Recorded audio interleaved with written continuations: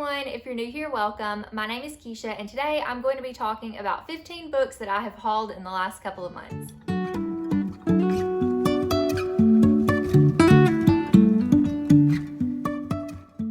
I have been book shopping, I've done some pre-orders, I've been gifted some books from my friends, and I thought it was time that I did a book haul because 15 books is quite a few to talk about. So it's just time for this. And I know that we all love book hauls here, so I was like, let's just go ahead and do it. And without further ado, we're gonna go ahead and talk about these books. So the first stack of books that I have is going to be what I hauled from Books A Million, and I don't know if you guys have Books A Million where you are. I know a lot of people have Barnes & Nobles, but my nearest Barnes & Noble is like 2 hours away, so I have a Books A Million a little bit closer, so I go there more often, and their bargain section, I guess it probably depends on the store, but all the ones I've gone to, their bargain section is like top notch, and I found so many great books at, not my local Books A Million, but at one through my travels for work one day, and I'm telling you guys, if I would not have stopped myself and if I had not been in such a time crunch, I would have gotten way more books than this. But let me just go ahead and show you what I got. So the first book that I hauled is The Nanny by Jilly McMillan, and I picked this one up because Ashley had been talking to me about this from the Bent Biblios podcast. They had Jilly McMillan on their podcast, and they also love her as an author. They've read her books, and this is one of Ashley's favorites. So I wanted to pick this one up and check it out. I've seen it around before, but I've never really been super intrigued by it. But I decided to check it out, and it follows Jo. And when Jo was 7 years old, she had a nanny named Hannah. And when she was 7, Hannah just like got up and left one day, and she always blamed her mom, Virginia, who she did not like, and she loved her nanny, and she just kind of always blamed her. And so 30 years later, there's like this tragedy that happens. Jo returns to her childhood home, and she has to like confront this troubled relationship she has with her mom, Virginia. And during all of this, there ends up being like a human skull that is recovered from the lake behind their house, and she starts to kind of question everything and learns that her childhood recollections may not be what they seem. So this just sounds really interesting and dramatic. It is a thriller, so I'm excited to check this one out and see if I like it. Oh, I've got a visitor. Jovi, do you want to say hi to your friends? Hi, baby. Say, it's a pretty day today. I've been playing with my ball, and I'm waiting on Mama to get done filming so we can go OUTSIDE. So the next book that I have is one that I haven't really heard anybody talk about, and that is Good Girl, Bad Girl by Michael Robotham. This is marketed as a thriller, but I think the way that I read the back of the book, it kind of sounds more like a detective story, but it was a finalist for the 2020 Edgar Award for Best Novel and a Kirkus Reviews and Publisher Weekly Best Thriller of the Year. So I don't know why I haven't heard anybody talk about this, but I'm excited to be talking about it with you guys. This synopsis is a little bit detailed, so I'm going to read it so I can explain to you guys better what it's about by this and not just from my head, because I feel like it's a little bit confusing. So it says, a girl is discovered hiding in a secret room in the aftermath of a terrible crime. Half starved and filthy, she won't tell anyone her name or her age or where she came from. Maybe she's 12, maybe 15. She doesn't appear in any missing persons files, and her DNA can't be matched to an identity. 6 years later, still unidentified, she's living in a secure children's home with a new name, Evie Cormack.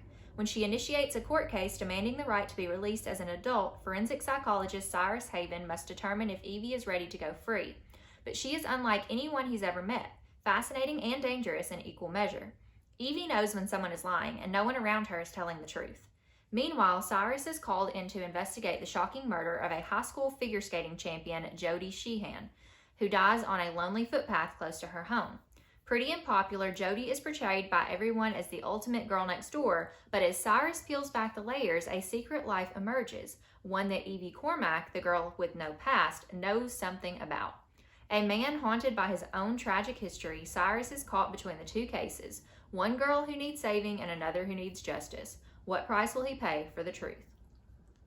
That sounds very dramatic and thrilling and exciting. Maybe not thrilling, but like, it just sounds like a really good mystery. This is the first book in a series, I think, that's going to follow this detective. I don't know if I'll continue on, but I at least want to like read this one because it sounds so good. I mean, I don't know. It just sounds like it has so many layers. So I haven't heard anybody talk about this, like I said, but it seems to have like a lot of praise around it, at least from like Kirkus, Publishers Weekly, the Edgar Award.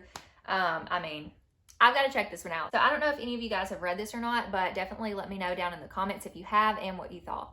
The next book I picked up was Behind Her Eyes by Sarah Pembroke. I have seen this book everywhere, and all of my friends seem to have read it, and I hear a lot of praise from this book, but I also know it's kind of one of those that you're either going to like love or hate. But my close friends really like this book, and it's a Netflix series, and I've avoided the series because I'm like, if I'm going to watch it, I'm going to read the book, and I've been back and forth on whether or not I wanted to read this, and I finally decided that I was going to pick it up. So this story follows Louise, and Louise is a single mom and a secretary, and she ends up having this like little fling in a bar with this guy, comes to work the next day and finds out that the guy she had a fling with is her new boss, David. And David is also the husband to this girl that she met on the corner and went and got coffee with named Adele. So they're married. And so she had this fling with David, who's her boss. Now she's got a friend named Adele, who is like her boss's wife. It's just a mess. It just sounds like a messy story, which is why I've avoided this for so long. But I don't know. I feel like maybe I like messy stories. I don't want to be a part of a mess, but I would like to read about the mess maybe. So I did pick this one up because it sounds interesting. Louise is trying to figure out, what's going on with their marriage. Not that it's her business, but, now she's kind of in it. So it's like, why is David so controlling? And why is Adele so scared? And what's really going on here? And what secrets are they keeping? So my interest is piqued. Also, I read The Patient by Jasper DeWitt, and in that it said if you like this book, then you might like Behind Her Eyes. And I'm like, I really liked that book. So that's honestly what finally just took me over to the other side of wanting to pick this one up.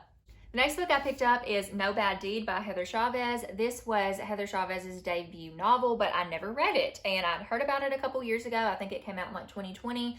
But I never read it, like I said. So this book follows our main character, Cassie, and Cassie's driving home one night and she sees this couple or this man and woman fighting on the side of the road. She ends up turning around, she calls 911, and the dispatcher tells her not to get involved if they're sending somebody out. But of course, Cassie cannot help herself. She gets involved, and the woman is like laying on the ground, and she's a veterinarian, and she's like, I'm not a doctor, but I'm a vet. Maybe I can help this woman. When she goes to try to help the woman, the man steals her car, which has all of her belongings in it. So now he knows like her name, her phone number, her address, about her life. Like she has a kid, like there's a photo there, so she has a kid. So he kind of knows everything about her. She freaks out. The police are like, it's going to be fine. He's not going to come look for you. It'll be okay. And then the next day is Halloween, and her husband is taking her 6-year-old daughter out trick-or-treating, and her husband ends up missing. So she's kind of trying to figure out, is it this man that I encountered on the road? Did he come and steal my husband? But her husband's also been kind of distant lately, so is he cheating on her, and did he just like up and leave? So she doesn't really know, and she's trying to figure out like what's going on, and that just sounds so juicy and so good, and I just love it so much. So I'm really excited to read this one. I haven't heard a ton of people talk about it, but it has really high reviews on Goodreads, and I've seen a lot of praise for it, so I'm really excited to see if this is one that I'm gonna love too. Then I got The Good Sister by Sally Hepworth. I've not really been intrigued by this one before, but my best friend Elizabeth, she loves this book, and so I got it. I think like all of my friends love this book, but I know I've heard Elizabeth talk about it a ton. So I decided to pick it up when I saw it, in the bargain section. So I picked it up, and it follows like two sisters. Fern works in her local library. She has dinner with her twin sister Rose 3 nights a week, and she kind of like avoids crowds, bright lights, loud noises. And she has like this very carefully structured life. And then Rose, her sister, discovers that she can't get pregnant. And so Fern is like, oh, well, I want to help her, like maybe be a surrogate or something. And whatever happens ends up making her very structured life spiral into chaos.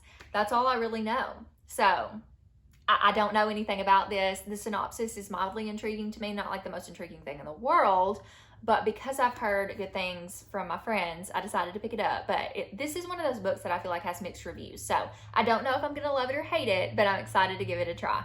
The last book that I picked up at Books A Million was The Invited by Jennifer McMahon. I have already read this one, and it wasn't like my favorite Jennifer McMahon, but this is my favorite author, and I'm going to own all her books. So I did pick this one up. If you don't know, this is about this couple that moves to Vermont, and they want to build a house. And they end up finding out, or I guess it's really the wife, it's Helen and Nate. And Helen is a history teacher, and she ends up finding out about Hattie Breckenridge. Like there's this legend around her in the town. She like lived and died there over a century ago. And I think she was like, accused of being a witch. And so she had this really awful death. And so Helen starts looking into this, and she finds all these like special things to incorporate into this house that they're building. So she has like a beam from an old schoolroom, bricks from a mill, a mantle from a farmhouse, and all of these things kind of dig her deeper into this story of Hattie.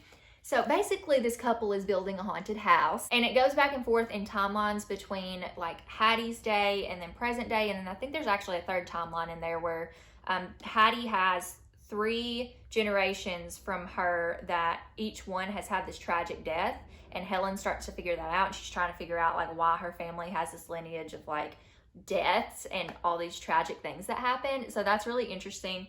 Like I said, this wasn't my favorite Jennifer McMahon book. I think it was just a little bit slower than what I'm used to with her, and with all of like just the building. It's like a haunted house, like fixer-upper haunted house thing. And I think all of the construction side of it, I was just a little less interested in, but I do still remember things from this book, like that I can't tell you because spoilers, but like just visual images, I still remember a lot of, so I definitely wanted to own this one. And when I saw it, like I said, in the bargain section, you just can't pass this stuff up. Okay, moving on to some other books. I did just randomly pick up The Sundown Motel by Simone St. James. I picked this one up because of a buddy read that I was doing with my friends. And this one follows Carly Kirk in 2017 and Viv Delaney in 1982. So in 1982, upstate New York, Viv Delaney moves to New York City to help pay for it. She takes a job as a night clerk at the Sundown Motel, but something isn't right at the motel. Then in 2017, Carly is the niece of Vivian, and she's always like been curious about what happened to her because Viv disappeared all these years ago. And so she ends up going to New York and trying to figure out what happened to her aunt. She goes to the motel and she finds out that nothing has changed since 1982, and she ends up getting ensnared in some of the same mysteries that her aunt was involved in. Next, I've got a couple of pre-orders, and the first one that I have is Unmissing by Minka Kent. I have already read this one. I read it this month. I did read Stillwater Girls by her, and that's why I picked this one up. So this one is Stillwater Girls. I do think I like Stillwater Girls better than Unmissing. This author is marketed as a thriller author, but I really feel like she's more of just like a mystery with a little bit of suspense. This book was like 3.75 stars. This book was 3.5 stars. I definitely like this one more, but it's not like you're going to be surprised, or I wasn't surprised by the twists in either of these books, but I think they were interesting, and there's something about Minka Kent's writing that I really enjoy reading. So that's why I keep picking her up. I'm not sure if I'll pick up any more of her books, but I have enjoyed the 2 that I've read, despite like they're not like my favorite reads, but they're good. So this one follows, it's kind of like a dual perspective between Merritt and Lydia. But Merritt and Luca are married, and they like have this restaurant franchise. They're living a great life. They have a baby. They have another baby on the way. And then one day they get a knock on the door. Merritt answers the door, and it's Lydia. And Lydia is Luca's first wife who went missing all these years ago. It was like 10 years ago. And then she just shows up on their doorstep and is like, what the heck happened? So they take her in. They feel bad because like they have this great life, but like Lydia doesn't, obviously, because she starts telling this story of how she was taken and captured and like held in confinement and tortured, and she her torture should have ended with death, but she escaped. So they take her in, and it's just this really messed up story. You go back and forth between the perspectives of Merritt and Lydia, so the current wife and the previous wife, and just trying to figure out what this is going to look like. And there's like secrets that, you know, you find out throughout the story about different things with the couple and with Lydia. So yeah, it's interesting. It's really interesting. And I think, I don't know, like I said, it's not really a thriller to me, but it is very interesting just to see how the story plays out, because stuff like this could happen in real life, you know. Is all of this very realistic and believable in the sense that it's told? No, but I think it's interesting. So anyways, I picked this one up as a pre-order. And I also got this middle grade spooky book or horror called The Keeper by Guadalupe Garcia McCall. This is based off of like true events, which I think is super creepy because this is a middle grade too. I'm like, what kid wants to know that this is based off of real events and read this? Like, I would have been terrified. But like I said, this is a middle grade spooky book, and it follows James. James is moving from Texas to Oregon, and no sooner than he arrives, he starts receiving these mysterious, sinister letters from somebody called the Keeper. and the keeper is like looking for young blood. So James is like, oh my gosh, me and my sister are in danger. But James always plays practical jokes and stuff, so nobody believes him. It's like kind of the boy who cried wolf situation where James always does all this stuff and nobody believes him. And now that something's actually going on, he thinks that, or everybody thinks it's just a practical joke. So it's up to James and his sister to try to figure out who the keeper is and like save himself and his family. So it sounds really interesting, and I'm really intrigued to see like how this is connected to real life events. But yeah, I'm definitely going to read this one for middle grade March because I'm just like super stoked for it. Next, I have a couple of more middle grades. They're both historical fiction. The first one is Letters from the Lighthouse by Emma Carroll. This is my middle grade book club pick for the month of February. So my Book Lights middle grade book club that I host with a group of 8 to 12-year-olds. This is the book that we chose for this month, and this actually takes place in February in 1941 during World War II in London, and you have Olive and her brother who are evacuated to the Devonshire coast to kind of keep them safe during the war. There's a bunch of air raids going on right now, and so they get evacuated to the Devonshire coast to stay with a mysterious lighthouse keeper. But while they're there, Olive is like determined to solve this mystery. Her sister Suki went missing during an air raid, I believe, and she wants to figure out what happened, and she finds this connection with her sister Suki and the Devon coast. And she starts to like decode some stuff, and she starts to figure out something like dark and dangerous happened, or she starts to get involved with something dark and dangerous. So sounds really interesting. I haven't read it yet. I've got like a week and a half to finish this before our book club meeting, but I'm really excited about it. My kids that have read it so far seem to have really liked it, so I'm excited to read this one. Then I have another World War II historical fiction that is middle grade, and this one is The War That Saved My Life by Kimberly Brubaker Bradley. This is a Newbery Honor book, and for whatever reason, this is one that I've avoided picking up, and I don't really know why. I think it's just because I didn't know if I would enjoy it. I know it's really hard hitting, but I finally caved and picked it up. So this follows Ada, and she's 10 years old, and like I said, this takes place during World War II.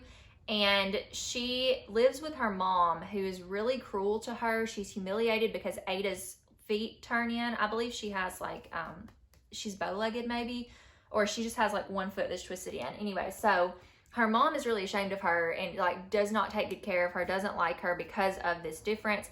And so her little brother Jamie is shipped out to London to escape the war, and Ada ends up sneaking out to join him. So Ada and Jamie end up staying with this woman named Susan Smith, who's never had to take care of anybody but herself. But at Susan's home, Ada starts to teach herself how to ride a pony. She learns how to read. She watches for German spies, and she even begins to trust Susan, and Susan begins to love Ada and Jamie. But with all this going on, is their bond going to be enough to get them together through the war, or is Ada going to have to go back home to her mom, who is very cruel to her? So this, I believe, is a duology. The second book is The War I Finally Won. So if I like this one, I'll continue on in the series. But it definitely sounds like it's going to be hard-hitting. Not only is it a war story, but it is one that sounds like it's going to involve some really like hard-hitting topics, especially with her being mistreated because she has a disability or just a difference. I don't know that it's necessarily considered debilitating that her feet are turned in, just depending on how it affects her life. But regardless, she's being mistreated. So yeah, this sounds like a good book. It sounds like I'm gonna cry possibly, but yeah, I'm definitely finally, intrigued by it. I'm gonna pick it up at some point. I don't know when, but I've heard too many good things about it to ignore it for this much longer. Okay, I'm gonna end with some gifts that I got from my sweet friends. Oh my goodness, you guys, like I have the best friends. So one day I got a message from Mindy from Pocketful of Whimsy, and she was like, hey, I have these books. I read them. I don't really want them anymore. Do you want them? And I'm like, oh my gosh, yes. So Mindy is the sweetest. Like, I absolutely love her. She sent me North Child by Edith Pateau and The Sad Ghost Club by Liz Meddings. I'm so excited. Like, this was so sweet. And not only did she send me these books, but she included this sweet little note. And then also she sent me, because like I love like fall colors and stuff, she picked out this cute little fairy postcard that has these fall colors. She collects them, and she was like, I wanted to send you this one. And I think that is the sweetest thing. So this was a very personalized gift, and I love it so much. So yeah, North Child, I'll go ahead and tell you a little bit about the books. So North Child is what is that? I don't ever remember what this is called. It's a retelling of East of the Sun and West of the Moon, I think is what it's called. So all I know is that Liv from Liv's Library talks about this book a lot, and she loves this book. And I don't know if I'm gonna like it because it's very fairy tale-esque and fantasy-ish, I think. I did read like on Wikipedia what the original fairy tale was because I was curious, and I think it sounds intriguing. I want to love it because Liv loves it. So I'm gonna check it out. It is thicker for a middle grade, but eventually I'm gonna get to it. It'll definitely be like a wintertime read, but that's really all I know about it. It says Rose is an unusual child, a north child. Rose was born facing north, and the old story says she will venture far from home and embark on a dangerous journey. Making a pact with an enormous white bear, Rose travels on his back to a mysterious castle that holds a dark enchantment, a darker temptation, and the key to her true destiny. So, that's all I know. But isn't it beautiful though? Like, this is such a pretty middle grade, I swear. Middle grade books are just like the prettiest. And then the other book that I have is a young adult, and this is a graphic novel. It's The Sad Ghost Club, Find Your Kindred Spirits. This just looks adorable. Like, I feel like it's a good book for like mental health rep. I mean, I don't know, I haven't read it, but that's what I gather. The back says, this is not a sad story, though it begins with a struggle and anxious, swirling thoughts. But sometimes even the worst of days can surprise you. Join the Sad Ghost Club and find your kindred spirits. You are not alone. So, really excited to check this one out. It looks like a good one. I have not decided if I'm going to read it now or save it for spooky season. I mean, I don't feel like it has to be read in spooky season because I read spooky books outside of spooky season, but I am really excited to get to this one too. So Mindy, thank you so much for this sweet gift. You were so, so kind, and this just made my day, and it just, yeah, I'm just really excited. So thank you so much. And last up, the last couple of books are from my sweet friend Elizabeth from Ponytails and Paperbacks. I mean, so I just randomly sent her this book, Bear by Ben Queen, because I really wanted her to read it. I thought she would love it, and then she ended up sending it to me back because I had read it and loved it, but I didn't own it. So she's just so sweet. She's like, love you back, and I'm like, she's the sweetest. So get you a friend like Elizabeth. She's like friend goals. Anyways, so Bear, if you don't already know, if you haven't heard me talk about it before, it's the story of Bear, who is a guide dog.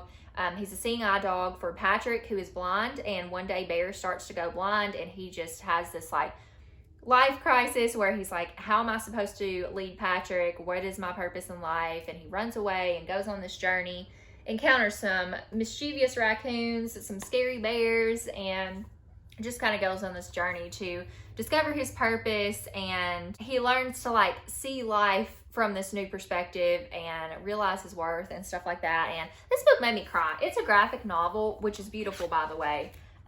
But, oh, there's the note. Oh, look, I thought I lost this. I'm so glad I didn't. I was like, oh no, it got thrown away, but it's there. I keep my notes, just in case y'all were wondering. But yeah, this is beautiful. It's a graphic novel. Made me cry. Definitely check this one out if you haven't already. And then the other book that I got from Elizabeth was for Valentine's Day. So thank you, Galentine. You're so sweet. Oh my goodness. So totally unexpected. But I got The Humans by Matt Haig. And I've never seen this cover. Like, I've seen it on Amazon. Like, I added it to my wish list.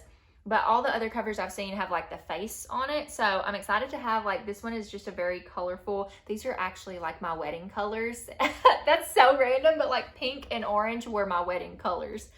Because they were different and nobody else had done them. So I like this book because it's my wedding colors. But anyways, this is about, I think, this alien that comes down to Earth and is like living life as a human or a dog or something. I don't remember. But the alien comes down to Earth and he's observing humankind, and that's all I really know.